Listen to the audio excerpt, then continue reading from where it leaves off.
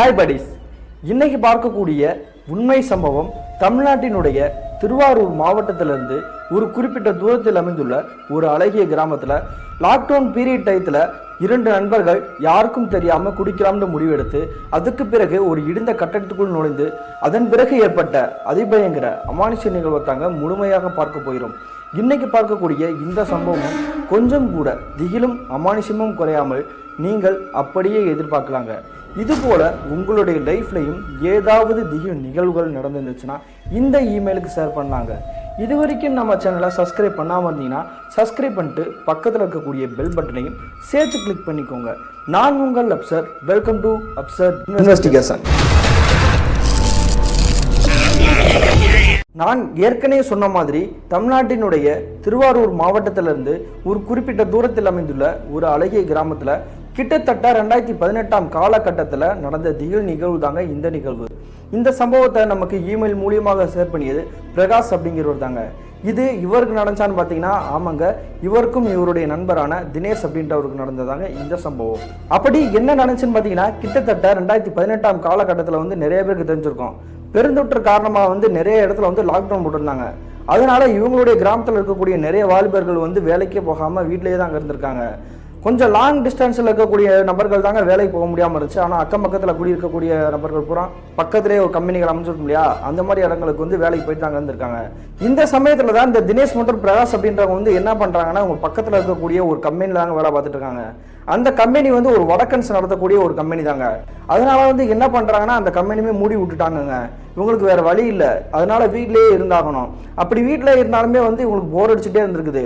தினமும் நம்ம என்னடா பண்ணுறது, போர் அடிச்சுட்டே இருக்கே அப்படின்னு சொல்லிட்டு வேற ஏதாவது வேலைக்கு ட்ரை பண்ணலாமா அப்படின்ற மாதிரி நினச்சிட்டு இருக்காங்க. அந்த நேரத்தில் தான் இந்த இரண்டு நண்பர்கள் இருக்காங்க இல்லையா, இவங்களுக்கு தெரிந்த ஒரு வயதான ஒரு முதியோர் பழக்கங்க. அந்த நபர் என்ன பண்ணுறாருன்னா இவருக்கு சரக்கு அடிக்கணும் அப்படின்றதுக்காக இவங்க இருவரையும் கூப்பிட்றாரு. எனக்கு எப்படியா சரக்கு வாங்கி கொடுத்துருங்கப்பா, அதனால நான் கஷ்டப்பட்டு அந்த இடத்துக்கு போக முடியாது, நீங்கள் எப்படியாவது போயிட்டு வந்துருங்க, அதே மாதிரி உங்களுக்கும் சேர்த்து வாங்கிக்கோங்கப்பா அப்படின்ற மாதிரி சொல்கிறாருங்க. இதை கேட்டது தினேஷும் பிரகாஷும் உடனே அக்செப்ட் பண்ணிக்கிறாங்க. என்ன காரணம்னு பார்த்தீங்கன்னா இப்போ பெருந்தொற்று காரணமாக நிறைய பேர் வேலைக்கே போகலை, கையில் காசு புழங்குறது ரொம்ப கஷ்டமாக இருந்திருக்கும். அந்த சூழ்நிலையில நம்ம என்ன பண்றது அப்படின்ற மாதிரி தான் முடிச்சுட்டு இருந்திருக்காங்க. இந்த இரண்டு நண்பர்களுமே தினசரி குடிக்கக்கூடிய ஒரு நபர்கள் தான். அதனால நம்மளே ஒரு வாண்டடா ஒரு நபர் தேடி வராரு, அதே மாதிரி நம்ம இந்த சரக்கு அடிக்கிறதுக்காக காலையில ஒரு டைம் குறிப்பிட்டு ஒரு டயத்துல ஓபன் பண்ணி வச்சுட்டு இருக்காங்க. அந்த நேரத்துக்கு போய் நம்ம கஷ்டப்பட்டு வாங்கிட்டு வந்துட்டோம்னா நம்ம இவர்கிட்டையும் கொடுத்துட்டு நமக்கு தேவையான சரக்கையும் எடுத்துக்கலாமே அப்படின்றதுக்காக முடிவெடுத்து கஷ்டப்பட்டு அந்த ஒயின் ஷாப்புக்கே நெருங்கி போய் சரக்கு வாங்கிட்டு வந்துடுறாங்க 2 வீலர்ல. அதுக்கு பிறகு இவங்க வாங்கி வச்சிருந்தாங்க இல்லையா சரக்கு, அதை அந்த முதியவர்கிட்டே போய் ஒப்படைச்சிடறாங்க. அப்படி ஒப்படைச்சது பிறகு இவங்களுக்குன்னு வாங்கி வச்சிருக்க சரக்கு அந்த முதியவர் இவங்க கையிலேயே கொடுத்துறாரு. கொடுத்த பிறகு இவங்க அதை சரக்கை கொண்டு வந்துட்டு நம்ம எங்கே அடிக்கலாம் அப்படின்ற மாதிரி சூஸ் பண்ணி இடத்த தேடிட்டு இருக்காங்க. ஆனால் இவங்க நினச்ச மாதிரியே இடம் கிடைக்கவே இல்லைங்க. ஏன்னா ஆல்ரெடி அந்த கிராமத்தை நிறைய பேர் செக்கிங் பண்ணிட்டு இருக்காங்க அப்படின்றனால இவங்க பயத்திலே இருந்திருக்காங்க. ஒரு கட்டத்தில் இந்த தினேஷ் அப்படின்றவர் ஒரு ஐடியா கொடுக்குறாரு. அது என்னன்னு பார்த்தீங்கன்னா நம்ம இப்போ சரக்கே அடிக்க வேணாம்டா, நள்ளிரவு நேரத்தில் நம்ம அடிச்சோம்னா யாருக்கிட்டையும் மாட்ட மாட்டோம், யாருமே நகரமாட மாட்டாங்க, அந்த நேரம் தாண்டா கரெக்டான நேரம் அப்படின்ற மாதிரி முடிவு எடுக்கிறாங்க.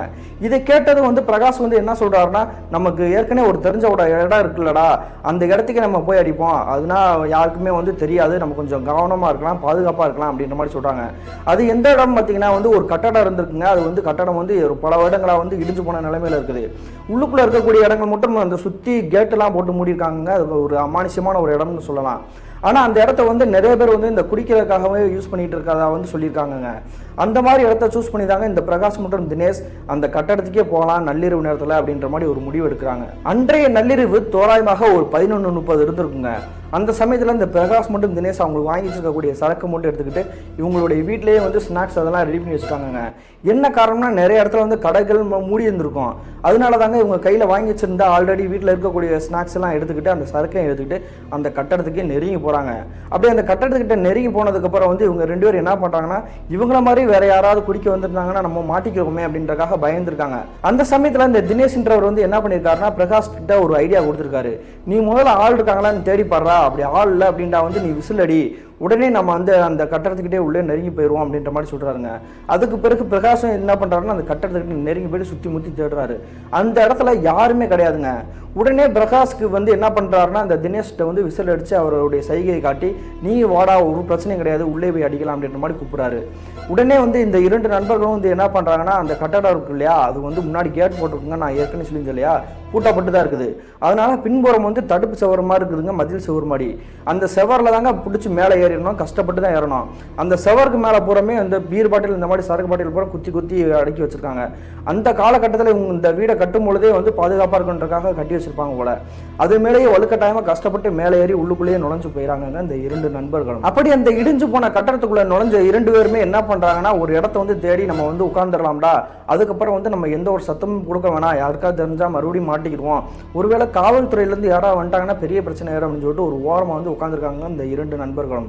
அப்படி உட்காந்துக்கிட்டு ஸ்நாக்ஸ் எல்லாம் பிரித்து வச்சுக்கிட்டு ஒரு ரவுண்டு சரக்கு அடிச்சிட்டாங்க. அப்படி இந்த 2 நண்பர்களும் போதையில பேசிட்டு இருக்கும்பொழுது இந்த தினேஷ் இருக்கார் இல்லையா, அவர் ஒரு விஷயத்தை நோட் பண்ணியிருக்காருங்க. அது என்னன்னு பார்த்தீங்கன்னா அந்த இடத்துல யாருமே கிடையாது, பக்கத்தில் எந்த ஒரு வீடும் கிடையாது. ஆனாலுமே புகையா தீஞ்சு போகிற மாதிரி ஒரு துர்நாற்றம் வீசி இருக்குது. என்னது இப்படிப்பட்ட துர்நாற்றம் வீசுது, ஆனால் பிரகாஷ் எதுவுமே சொல்லாமல் இருக்கானே அப்படின்னு சொல்லிட்டு அவர்கிட்டையும் கேட்டிருக்காங்க. கேட்ட உடனே பிரகாஷ் என்ன சொல்றாருன்னா, ஆமாடா எனக்கும் அந்த துர்நாற்றம் பயங்கரமாக வீசுது, இது சாதாரண துர்நாற்றம் மாதிரி தெரியல, ஏதோ ஒரு பணத்தை எரிக்கிற மாதிரி தெரியுது அப்படின்ற மாதிரி நினைக்கிறாங்க. இவங்களுக்கு பெரிய குழப்பமே அந்த துர்நாற்றம் எங்க இருந்து வருது அப்படின்றதாங்க பிரச்சனையே. என்ன காரணம்னா பக்கத்துல வீடுகள் தள்ளி தள்ளி தாங்க இருக்குது, அந்த இடம் சுடுகாட்டு கிட்ட இருக்கக்கூடிய இடமே கிடையாது. முட்கள் புதர்கள் மண்டி இருந்தாலுமே அக்கம் பக்கத்துல கொஞ்சம் தூரம் தள்ளி தள்ளி வீடுகள் இருக்குது. அந்த இடத்துல இப்படி எந்த ஒரு இதுவுமே இல்லையே, அப்புறம் எப்படி இந்த மாதிரி துர்நாற்றம் வீசுது அப்படின்ற மாதிரி அந்த இடத்த சுத்தி முத்தி பார்த்துட்டு இருக்காங்க. அந்த சமயத்துல அந்த துர்நாற்றம் ஒரு பணத்தை எரிச்சா எப்படி வீசும் அந்த மாதிரி ரொம்ப கொடூரமா வீசி இருக்குதுங்க. இந்த துர்நாற்றம் வேற எங்க இருந்து வரல, இந்த கட்டடத்துக்குள்ள இருந்தா வருது அப்படின்றத தெரிஞ்சுக்கிட்ட பிரகாஷ் மற்றும் தினேஷ் என்ன பண்றாங்கன்னா அது எங்க இருந்து வருது நம்ம கண்டுபிடிச்சாகணும் அப்படின்னு சொல்லிட்டு சுத்தி முத்தி தேடுறாங்க. அப்படி தேடக்கூடிய இடங்கள் என்னன்னு பார்த்தீங்கன்னா வெளியெல்லாம் கிடையாதுங்க, அந்த கட்டடத்துக்குள்ளேயே தான் தேடுறாங்க. என்ன காரணம் பார்த்தீங்கன்னா ஒரு 5 சென்ட்ல கட்டப்பட்ட மிகப்பெரிய அந்த கட்டடம் இருக்குதுங்க. அதனால என்ன பண்ணியிருக்காங்கன்னு பார்த்தீங்கன்னா அந்த தடுப்பு சுவர் இருக்கு இல்லையா, அது ஓரத்தில் பூரா தென்னை மரங்கள் இந்த மாதிரி மரங்கள் நட்டு வச்சிருக்காங்க. அதே இடத்துலயே சுத்தி முத்தி தேடிட்டு இருக்காங்க. ஒரு கட்டத்தில் துர்நாற்றம் ரொம்ப பக்கத்தில் அடிக்கிற மாதிரி தெரியுது. உடனே பிரகாஷையும் கூப்பிட்டு சத்தம் போட்டு இங்கே பாடுறா, யாரும் படுத்துருக்க மாதிரி தெரியுது அப்படின்னு சொல்லி கூப்பிடுறாரு. இந்த 2 பேருமே அந்த இருக்கக்கூடிய அந்த ஒரு நபர் படுத்து கிடக்கிறாரு இல்லையா, அந்த இடத்துக்கு நெருங்கி போறாங்க. அப்படி படுத்திருக்கக்கூடிய அந்த நபர் இருக்கார் இல்லையா, அவருடைய உடம்பு மேல அப்படி புகையா கிளம்பி இருக்குது. இங்க யாரையும் எரிச்சு போட்டிருக்காங்கடா, கொண்டு போட்டிருக்காங்கடா அப்படின்னு சொல்லி பயத்தோட பதட்டத்தோட இவங்க கிளம்பலான்னு நினைக்கலங்க. மறுபடியும் அது யார் என்ன அப்படின்னு தெரிஞ்சுக்கலான்றதுக்காக பக்கத்துல நெருங்கி போறாங்க. அப்படி நெருங்கி போய் அந்த இருக்கக்கூடிய அந்த சடலத்தை பார்த்து அடுத்த செகண்டே உங்களுக்கு பேரெதிர்ச்சி. என்ன காரணம் பார்த்தீங்கன்னா அந்த இடத்துல இருக்கக்கூடிய ஒரு சடலம் இருக்கு இல்லையா, அது ஒரு ஆண் சடலம் கிடையாதுங்க, ஒரு பெண்மணியோட சடலம். அப்படியே தீஞ்சு போய் அப்படியே நெருப்பா அப்படி கிளம்பிட்டு இருக்குதுங்க. உடனே இதை பார்த்துட்டு தாங்க அலறி அடிச்சுட்டு மறுபடியும் அந்த வீட்டை தாண்டி இங்கே உள்ளுக்குள்ளே ஓடி வந்திருக்காங்க. என்னடா அது இவ்வளோ நேரம் அந்த இடத்துல யாருமே கிடையாது, இங்கே யாரோ கொலை பண்ணி போட்டிருக்காங்க, நம்ம இப்போ என்னடா பண்ணுறது, நம்ம கிளம்பி போயிடுவோமா அப்படின்ற மாதிரி யோசிச்சிருக்காங்க. அதுக்கு பிறகு பிரகாஷ் என்ன பண்ணுறாருன்னா, நீ எதுக்கும் பயப்படாத, நான் கூட இருக்கேன்ல, நீயே இப்படி பயந்துட்டு இருக்க, அது முகம் நல்லா தெரியுற மாதிரி தெரியுது, ஒருவேளை நம்மளுடைய கிராமத்தை சேர்ந்த பெண்மணியாக கூட இருக்கலாம்ல அப்படின்னு சொல்லிட்டு அவருடைய நண்பர் தினேஷ் இருக்கார் இல்லையா, அவருக்கு நம்பிக்கை கொடுத்துட்டு அவருடைய கையை பிடிச்சிட்டு இப்படி இழுத்து கூட்டிட்டு போயிட்டு இருக்காருங்க. அப்படியே அந்த சடலம் இருக்கக்கூடிய இடத்துக்கே நெருங்கி போயிட்டு பக்கத்தில் இருக்கக்கூடிய அந்த சடலம் படுத்து கிடக்கு இல்லையா, அது உடம்ப பார்க்குறாங்க, ஃபுல்லாக வெந்து போய் அப்படியே புகையா வந்துட்டு இருக்குது. ஆனால் அந்த சடலத்தோட உருவ தோற்றம் மட்டும் அப்படியே பளிச்சுன்னு தெரிஞ்சிருக்குங்க. இந்த முகத்தை பார்த்ததுக்கு அப்புறம் இந்த 2 நண்பர்களுமே என்ன நினைக்கிறாங்கன்னா, இந்த பெண்மணியை நம்ம இதுக்கு முன்னாடி பார்த்ததே கிடையாது, யார் இந்த பெண்மணி, என்ன காரணம், எங்கனக்குள்ள எதுக்கு பொண்ணு போட்டிருக்காங்க அப்படின்ற ஏகப்பட்ட குழப்பத்தோட உத்து பார்த்துட்டு இருக்காங்க. அடுத்த செகண்டே உங்களுக்கு பேரதிர்ச்சியை உண்டாக்கக்கூடிய ஒரு நிகழ்வு நடக்குதுங்க. அப்படி என்ன நடந்திருக்குன்னு பார்த்தீங்கன்னா, இந்த இருவர் நிற்கக்கூடிய இடத்துல இருந்து அந்த கட்டடத்தோட பின்புறம் வாசல் இருக்கும் இல்லையா, அந்த இடத்துல யாரோ ஒரு ஆண்மகன் கத்தக்கூடிய ஒரு சத்தம் ஆங்காரமா கேட்குதுங்க. உடனே இந்த இருவரும் என்ன நினைக்கிறாங்கன்னா, நம்ம மட்டும் தான் உள்ளுக்குள்ள இருக்கோம்னு நினைச்சோம், வேற யாரோ உள்ளுக்குள்ள இருக்கிறாங்க மாதிரி தெரியுது, அதனால அந்த இடத்துல யார் கத்துறா அப்படின்றக்காக அந்த இடத்த தேடி போய் நெருங்கி போய் பார்க்குறாங்க. அப்படி நெருங்கி போய் பார்த்த பிறகுதாங்க இவங்களுடைய வாழ்க்கையில கற்பனையே பண்ண முடியாத காட்சி கண்ணு முன்னாடி தெரியுது. அப்படி என்ன நடந்திருக்குன்னு பார்த்தீங்கன்னா, அந்த இடத்துல பார்க்கக்கூடிய காட்சி உங்களுடைய கண்களையே மிரட்டிச்சுன்னு தான் சொல்லணும். என்ன காரணம்னா அந்த இடத்துல இருக்கக்கூடியது வேற யாரும் கிடையாதுங்க, ஒரு ஆண்மகனுடைய சத்தம் கிடைச்சு இல்லையா, அந்த நபர் தாங்க சடலமா படுத்து கிடக்குறாரு. இதை பார்த்துட்டு இவங்க இருவரும் ஏன் இப்படி குழப்பம் அடையணும் அப்படின்னு கேட்டீங்கன்னா, அந்த ஆண்மகன் ஆல்ரெடி உங்களுக்கு தெரிந்த ஒரு நபர் தாங்க. அதே கிராமத்தை சேர்ந்த அந்த நபர் தான் வந்து இப்ப உங்களுடைய கண்கள் முன்னாடி சடலமா கிடக்குறாரு. அப்படி அந்த சடலமா கிடக்கக்கூடிய அந்த நபர் வந்து இப்ப இறக்குறாங்க, கிட்டத்தட்ட அவர் இறந்து 2 வருடங்கள் ஆகுது. அதே மாதிரி 2 வருடங்களுக்கு முன்னாடி இந்த கட்டடத்துக்குள்ளதாங்க செத்து போய் கிடந்தாரு, வாயில நுரத்தலன மாதிரி செத்து கிடந்திருக்காரு. பாம்பு கடிச்சு இறந்து போயிட்டாருன்னு சொல்லிட்டு ஏகப்பட்ட மக்கள் வந்து கிராமத்துல சுத்தி இருக்கக்கூடிய நபர்கள் இருக்காங்க இல்லையா, அவங்க எல்லாம் சொல்றதை இந்த 2 நண்பர்களும் கேட்டிருக்காங்க. இந்த காட்சியை கண்கூட பார்த்த இந்த 2 பேருமே வந்து அப்படியே மிரண்டு போய் வேர்த்து விடவடக்க நிக்கிறாங்க. அதன் பிறகு வந்து இவங்க என்ன பண்றாங்கன்னா, அந்த கட்டடத்தை தாண்டி நம்மளோட வீட்டுக்கே கிளம்பிடுவோம்டா, இதுக்கு மேல இந்த இடத்துல நம்ம ஒரு நிமிஷம் கூட இருக்கக்கூடாது அப்படின்ற மாதிரி முடிவு எடுக்கிறாங்க. அப்படி நினைச்சிட்டு இருக்கும் பொழுதே இவங்களுக்கு மறுபடியும் பேரதிர்ச்சி விடக்கூடிய ஒரு நிகழ்வு நடக்குதுங்க. அப்படி என்ன நடந்திருக்குன்னு பாத்தீங்கன்னா, ஏற்கனவே ஒரு துர்நாற்றம் வீசுச்சு இல்லையா, அந்த புகை மாடி கிளம்புனது, அதே துர்நாற்றம் மறுபடியும் பலமா வீசி இருக்குது. இந்த துர்நாற்றம் நம்ம விட்டு போக மாட்டேது, இந்த இடத்துல வேற ஏதோ பிரச்சனை இருக்குடா, ஒருவேளை இது ஆன்மா செய்யக்கூடிய வேலையா இருக்குமோ அப்படின்னு சொல்லிட்டு அவங்க வந்து பேய்க்கு பயப்படக்கூடிய ஒரு நபர்களே கிடையாதுங்க. பேய்கள் அமானுஷங்கள் மீது நம்பிக்கையே கிடையாது. ஆனா இருந்தாலுமே இப்ப நடக்கக்கூடிய எல்லா நிகழ்வுமே வந்து ஒரு வித்தியாசமா இருக்குது, இதை வந்து நம்ம நம்பிதான் ஆகணும், இந்த இடத்த விட்டு நம்ம தப்பிச்சு ஓடிதான் ஆகணும் அப்படின்ற மாதிரி முடிவு எடுக்கிறாங்க. அப்படி நினைச்சிட்டு இருக்கும் பொழுதே உங்களுடைய தலையிலே யாரோ ஓங்கி அடிச்ச மாதிரி வந்து கீழே அப்படியே தட்டு மாதிரி விழுந்திருக்காங்க. விழுந்து அடுத்த செகண்டே தினேஷ் மற்றும் பிரகாஷ் வந்து அப்படி நிமிர்ந்து பார்க்குறாங்க. அந்த இடத்துல இருக்கக்கூடிய ஒரு உருவம் வந்து கருகருன்னு இருக்குதுங்க. அந்த கருகருன்னு இருக்கக்கூடிய அந்த கரி உருவத்தோட முகத்தோற்றம் வந்து ஆங்காரமாக தெரிஞ்சிருக்குது. உடனே அதை உத்து பார்த்துருக்காங்க. அப்பயே வந்து இவங்களுக்கு வந்து பொறி தட்ட ஆரம்பிச்சிச்சு. அந்த உருவம் வந்து வேற யாரும் கிடையாதுங்க. கொஞ்ச நேரத்துக்கு முன்னாடி ஒரு சடலம் வந்து அப்படியே எரிஞ்ச போன நிலைமையில வந்து இருந்துச்சு இல்லையா, அது முகம் மட்டும் கொஞ்சம் பளிச்சுன்னு தெரிஞ்சு இல்லையா, அதே முகத்தோற்றம் தாங்க. இதுவும் ஒரு ஆன்மா தானா அப்படின்னு சொல்லி பயந்துக்கிட்டு இந்த இருவருமே வந்து அந்த கட்டடத்து மேலே ஏறி அப்படி குதிக்க ட்ரை பண்ணிட்டு இருக்காங்க. அதுக்கு பிறகு இந்த பிரகாஷ் அப்படின்றவர் வந்து மதில் சோறு மேல தாண்டி அப்படி கீழே குதிச்சிட்டாருங்க. ஆனா இந்த தினேஷ் இருக்கார் இல்லையா, மின்னஞ்சல் அனுப்பின நபர், அவர் என்ன பண்றாருன்னா அப்படி மேலே ஏறும் பொழுது அங்க கம்பி பீங்கான் இந்த மாதிரி செருக்கி வச்சிருந்தாங்க இல்லையா, அது வந்து குத்தி அப்படி மறுபடியும் அந்த கட்டடத்துக்குள்ளேயே விழுந்திருக்காரு. இதை பார்த்து அடுத்த நிமிஷமே வந்து பிரகாஷ்க்கு வந்து தூக்கி வாரி போட்டுருச்சு. டேய் என்னடா இது, மறுபடியும் ஏறுவேன்னு பார்த்தா கீழே விழுந்துட்டியாடா அப்படின்னு சொல்லிட்டு அலறிட்டு இருந்திருக்காரு. அந்த நிமிஷத்திலேயே வந்து உள்ளுக்குள்ள விழுந்திருக்கக்கூடிய தினேஷ் வந்து ஏதோ ஒரு இடத்த வந்து உத்து பார்த்துருப்பார் போலங்க. அவர் மறுபடியும் வந்து ஆணு கத்திருக்காரு. இதை தெரிஞ்சுக்கிட்டு இந்த பிரகாஷ் வந்து என்ன பண்றாருன்னா, நம்மளுடைய கிராமத்துக்கு போய் யாரையா கூட்டிட்டு வந்துருவோம், இதுக்கு மேலே நம்மளும் இருந்தோம்னா நமக்கு ஏதாவது பிரச்சனை வந்துடும் அப்படின்ற மாதிரி பாதி தூரம் ஓடிட்டாருங்க. அதுக்கு பிறகு என்ன நினைச்சாருன்னு தெரியலங்க, நம்மளுடைய நண்பனை நம்ம தனியா விட்டுட்டு போகக்கூடாது, என்ன நடந்தாலும் பரவாயில்ல, நம்மளோட உயிர் போனாலும் பரவாயில்ல, நம்மளுடைய நண்பனை காப்பாற்றணும் அப்படின்னு சொல்லிட்டு அந்த மதில் சுவர் மேலே ஏறி மறுபடியும் வந்து கட்டடத்துக்குள்ளே குதிக்கிறாருங்க. குதிச்சதுக்கு அப்புறம் பாக்குறாருங்க, அவருடைய நண்பன் அந்த இடத்துலயே காணோம். அவரோட கையில வந்து மொபைல் எடுத்துருக்காருங்க. அந்த மொபைல் எடுத்து லைட்டை ஆன் பண்ணி பாக்குறாரு. ரத்தங்களா சிந்தி கிடக்குதுங்க. அந்த அடிப்பட்டதுக்கான வந்து தடயங்கள் எல்லாமே இருக்குது. ஆனா அவருடைய நண்பர் வந்து எங்க போனாரு என்ன ஆனாரு அப்படின்ற மாதிரி தெரியவே இல்லைங்க. டேய் தினேஷ் எங்கடா போனா அப்படின்னு சொல்லி கத்திக்கிட்டே இருந்திருக்காருங்க. இவர் வந்து ஒரு கட்டத்துல வந்து இவருக்கு மயக்கமே வந்துருச்சு. அதுக்கு பிறகு பிரகாஷ்க்கு மதிய எழுத்து போன மாதிரி மயக்கத்தோட வந்து சுத்தி முத்தி தேடிட்டு இருக்காருங்க. ஒரு டயர்டோட தேடிட்டு இருந்திருக்காரு. ஆல்ரெடி வந்து சரக்கு அடிச்சு போதையில வேற இருந்திருக்காரா. இதோட வந்து இப்படி ஆன்மா வந்து பயமுறுத்துது அப்படின்ட்டு அவர் வந்து எந்த நிலைமையில இருப்பாருன்றதை நீங்களே புரிஞ்சுக்கணும். அந்த மாதிரி சூழ்நிலை தாங்க சுத்தி முத்தி தேடிட்டு இருக்காரு. ஒரு கட்டத்துல ஒருவேளை கட்டடத்துக்குள்ளே போயிருப்பானோ அப்படின்னு சொல்லிட்டு அந்த கட்டடத்துக்குள்ள போகலாம் அப்படின்னு சொல்லி நினைக்கிறாரு. ஆனா இவர் வந்து பயம் வந்து உச்சத்திலே இருக்குது அப்படின்றனால வந்து உள்ள போக ட்ரை பண்ணவே இல்லை. அந்த சமயத்துல அந்த கட்டடத்துக்குள்ள இருந்து யாரோ ஒரு நபர் வந்து பேசக்கூடிய சத்தம் கேட்குது. அந்த சத்தம் எப்படி இருக்குன்னு பாத்தீங்கன்னா, நண்பா நான் உள்ளதாண்டா இருக்கேன், உள்ள வாடா அப்படின்ற மாதிரி கூப்பிடுது. இது வந்து இந்த பிரகாஷ்க்கு வந்து சந்தேகம் வந்துருச்சுங்க. நம்மளுடைய ஃப்ரெண்டு வந்து நம்மளை நண்பான்னு சொல்லி கூப்பிட மாட்டானே, இந்த மாதிரி வந்து ஒரு குரல் கேட்குது, அப்போ இது யாரா இருக்கும், அதனால நம்ம உள்ளே போகக்கூடாது அப்படின்ற மாதிரி நினைச்சிருக்காரு. அந்த சமயத்தில் அவருடைய நண்பருடைய குரலையும் மறுபடியும் வந்து அமானுஷ்யமான குரல் கேட்டிருக்கு. இதுக்கு மேலே உள்ளுக்குள்ளே நம்ம போய் தேடுறதான் வழி, வேற வழியே கிடையாது, உள்ளுக்குள்ளேயே தேடி பார்த்துரும் அப்படின்னு சொல்லிட்டு அந்த கட்டடத்துக்குள்ளேயே இப்படி உள்ள நெருங்கிட்டாருங்க. அப்படி நெருங்கும் பொழுது இவருக்கு வந்து ஏகப்பட்ட அச்சங்கள் இருந்தாலுமே இவருடைய குலதெய்வமான கற்பனை சாமியை வந்து மனசுக்குள்ளேயே நினைச்சுக்கிட்டு உள்ளுக்குள்ள நெருங்கி போறாருங்க. அதுக்கு பிறகு என்ன பண்றாருன்னா, அந்த இடத்துல வந்து சுத்தி முத்தி தேடாருங்க.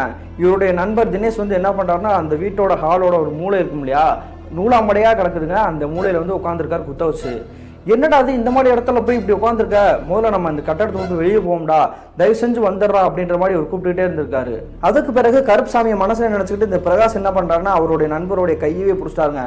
பிடிச்ச அடுத்த நிமிஷமே அவருடைய நண்பர் வந்து என்ன சொல்றாருன்னா, என்னை விடு, நான் வரவே மாட்டேன் அப்படின்ற மாதிரி சொல்லியிருக்காரு. ஒரு கடத்துல அவருடைய கண்ணத்தை சேர்த்து பலார்னு அறையிறாருங்க. அரைஞ்ச அடுத்த நிமிஷமே வந்து அவர் இயல்பான நிலைமைக்கு மாறி இருக்காரு. என்னடா அது, நான் இவனுக்குள்ள வந்துட்டு நம்ம எப்படி இதுக்குள்ள வந்தோம் அப்படின்ற மாதிரி வந்து எதுவுமே தெரியாத மாதிரி பேசியிருக்காரு. அதுக்கு பிறகு வந்து அவர்கிட்ட வந்து எதுவுமே விளக்கவே கிடையாதுங்க. இந்த கட்டடத்தை விட்டு நம்ம வெளியே போகணும்டா, இங்கே இருந்தோம்னா நம்மளுடைய உயிருக்கே ஆபத்து அப்படின்ட்டு சொல்லி அவரை வந்து அந்த கட்டடத்து மேலே ஏற்றி விட்டு இவருமே ஏறி கீழே குதிச்சிட்டாங்க. அப்படி குதிச்ச பிறகு இந்த 2 நண்பர்களும் வந்து என்ன பண்ணுறாங்கன்னா அவங்களுடைய வீட்டுக்கே போயிட்டாங்க. இந்த 2 நண்பர்களோட வீடு எங்கே இருக்குன்னு பார்த்தீங்கன்னா பக்கம் தான் அங்கே இருக்குது. ஒரு 4-5 வீடு தள்ளி தான் அந்த டிஸ்டன்ஸ்லாம் இருந்திருக்குது. அப்படியே அவங்களுடைய வீட்டுக்கே போன பிறகு வந்து அவங்களுடைய அப்பா அம்மா கிட்ட எந்த விஷயத்தையுமே சொல்லவே இல்லை. மேலே மாடி இருக்கக்கூடிய ஒரு நபர் மட்டும் இருந்திருக்காருங்க, தினேஷ் இருக்கார் இல்லையா, அவருடைய வீட்டில் வந்து மாடி இருக்குது. அதனால அவருடைய மாடியில வந்து தூங்கிட்டாருங்க. இந்த பிரகாஷ் அப்படின்றவர் வந்து அவருடைய வீட்டில் வந்து தூங்கிட்டாருங்க. இந்த நிகழ்வு நடந்தது வந்து யாருக்கிட்டையுமே எதுவுமே சொல்லவே இல்லைங்க. அதனால வந்து தெரிஞ்சிச்சுன்னா பிரச்சனை ஆயிரும், திட்டுவாங்க அப்படின்ட்டு பயந்துக்கிட்டு சொல்லவே கிடையாது. மறுநாள் காலையில் விடியுதுங்க, தோராயமாக ஒரு 6 மணி இருந்திருக்கும். அந்த சமயத்தில் இந்த பிரகாஷோட வீட்டோட முன்னாடி வந்து தினேஷோட அப்பா அம்மா வந்து நின்றுட்டு இருக்காங்க. என்னம்மா ஆச்சு, ஏன் இங்கனக்குள்ள வந்து நிற்கிறீங்க அப்படின்னு சொல்லி இந்த பிரகாஷ் அப்படின்றவர் வந்து கேட்குறாருங்க. உடனே தினேஷோட அப்பா அம்மா வந்து என்ன சொல்கிறாங்கன்னா, நைட்டு வந்து உன் கூட தான்டா அவன் ஃப்ரெண்டு வந்தான், நைட்லேருந்து ஆளே காணா, வீட்டுக்கு வரவே இல்லையாடா, நைட்டு நீ அவனை கூட்டிகிட்டு வந்தியா இல்லை வேற எங்கேயும் விட்டுட்டு வந்தியாடா அப்படின்ற மாதிரி கேட்குறாங்க. இதை கேட்டதும் பேரதிர்ச்சியில் வந்து உறைஞ்சு போய் நிற்கிறாருங்க பிரகாஷ். என்ன காரணம்ன்றது நமக்கே தெரியும், இவரோட தான் நைட்டு கூடயே வந்தார், அப்போ இவர் வீட்டுக்கு வந்துட்டார், அவர் மட்டும் வீட்டுக்கு வரவே இல்லையே அப்படின்ற மாதிரி அவங்க சொல்கிறாங்களே அப்படின்னு தான் மிரண்டு போய் பார்த்துட்டு இருக்காருங்க. அதுக்கு பிறகு பிரகாஷ் என்ன சொல்லியிருக்காருன்னா, ஒருவேளை வீட்டு மாடியில் கூட தூங்கிட்டு இருக்கலாம்ல, மாடிக்கு போய் செக் பண்ணி பாருங்க அப்படின்ற மாதிரி சொல்கிறாங்க. உடனே அவங்களுடைய அப்பா அம்மா வந்து என்ன சொல்கிறாங்கன்னா, அதெல்லாம் மாடியிலலாம் தேடி பார்த்துட்டோம்டா, சுற்றி எல்லா இடத்துலையுமே தேடி பார்த்துட்டோம், ஆனால் எங்கேயுமே காணாமடா அப்படின்ற மாதிரி மிரண்டு போய் சொல்கிறாங்க. இதை கேட்டுட்டு பிரகாஷ் வந்து என்ன பண்ணுறாருன்னா, நம்ம வேற கிட்ட போய் தேடுவோம்ப்பா, நீங்கள் எதுக்கும் கவலைப்படாதீங்க, பயப்படாதீங்க அப்படின்னு சொல்லிட்டு அவங்க எல்லாத்தையுமே கூட்டிக்கிட்டு சுற்றி இருக்கக்கூடிய அந்த கிராமத்தில் எல்லாரும் தெரிஞ்ச நண்பர்கள் இருக்காங்க இல்லையா, அவங்க எல்லாத்தையுமே விஷயத்த சொல்லி தேட ஆரம்பிக்கிறாங்க. இப்படி எல்லாரும் ஊருக்குள்ள தேடிட்டு இருக்காங்க இல்லையா, அந்த சமயத்தில் உங்க நிற்கக்கூடிய இடத்துல இருந்து ஒரு பெரியவர் வந்து நெருங்கி வராருங்க. அப்படி நெருங்கி வந்தவர் வந்து என்ன சொல்றாருன்னா, உங்களுடைய பையன் வந்து கம்மா இருக்கிற ஓரமா வந்து உட்காந்துருக்கான், அவனை போய் கூப்பிட்டுக்கோங்க, நாங்கள் என்னென்னமோ கேட்டு பார்த்தேன் பதிலே சொல்லலை, பித்து பிடிச்சமா இருக்கான் அப்படின்ற மாதிரி சொல்றாருங்க. உடனே இந்த ஃபேமிலி மெம்பர்ஸ் மட்டும் பிரகாஷ் என்ன பண்றாங்கன்னா, அந்த கம்மா கரைக்கிட்டே நெருங்கி போறாங்க.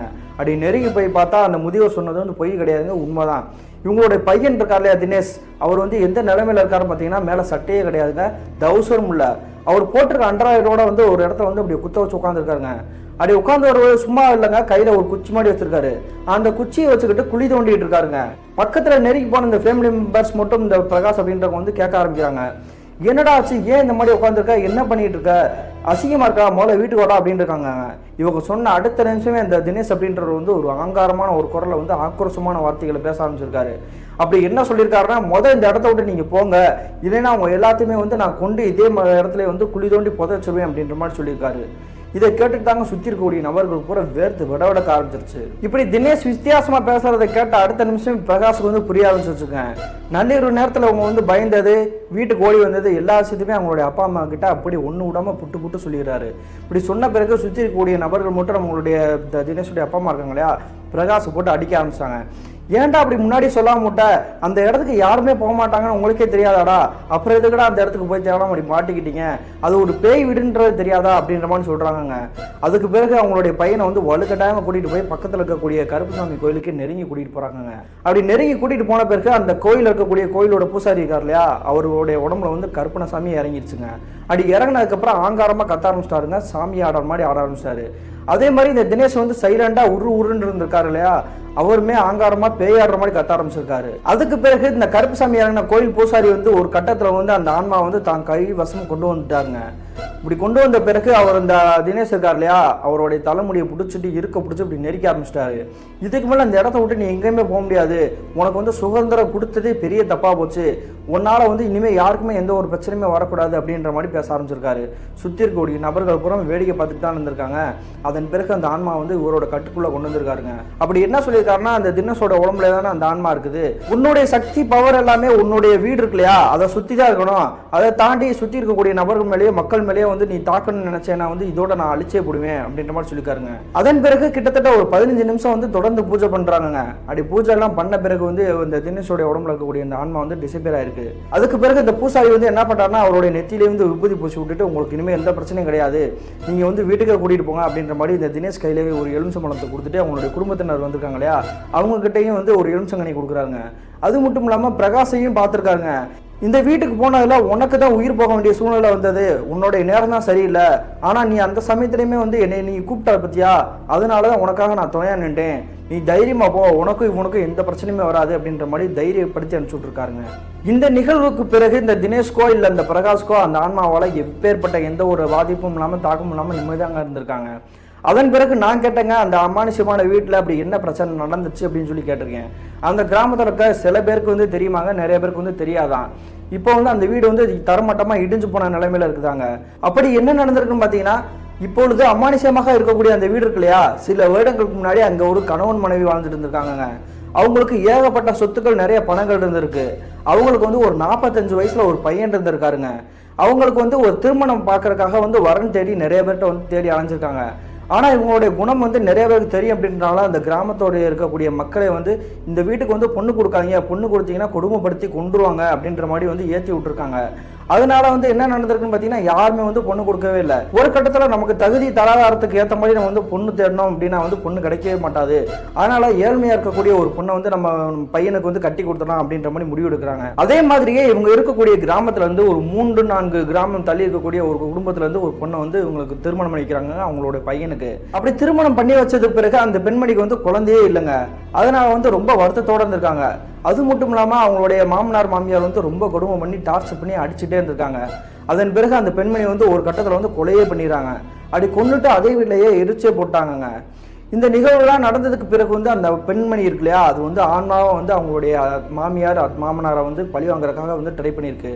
அதே மாதிரி அவங்க இருவருமே வந்து அதே கட்டடத்திலேயே அந்த வீட்டிலேயே வந்து போட்டு தள்ளி இருக்குதுங்க.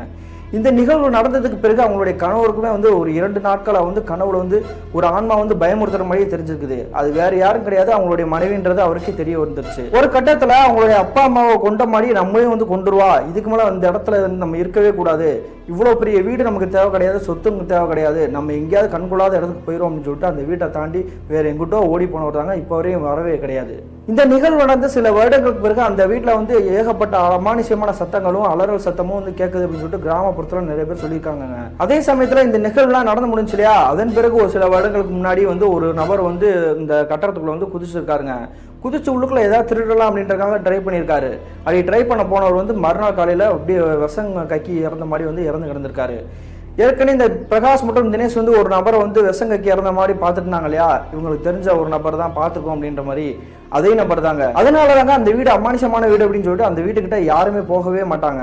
இப்பொழுது அந்த அமானுஷமான வீடு வந்து தரைமட்டமா இருக்குதாங்க.